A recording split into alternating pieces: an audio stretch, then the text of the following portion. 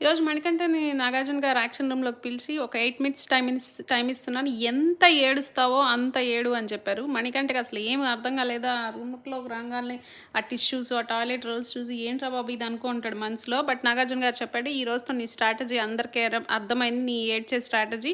ఎంతసేపు ఏడుస్తావు ఏడంటే" నేను ఇంక మణికంఠ నాకు సార్ ఇంకేమి ఏడుపు రావట్లేదు సార్ అన్నట్టుగా అన్నాడు. ఓకే. ఒకవేళ ప్రియా ఇంక నువ్వు నా లైఫ్‌లో వద్దు అంటే సార్ అయ్యో నాకు భయమేస్తుందని మళ్ళీ ఏడుపు స్టార్ట్ చేశారు. నాగార్జున గారు చెప్పారనమాట.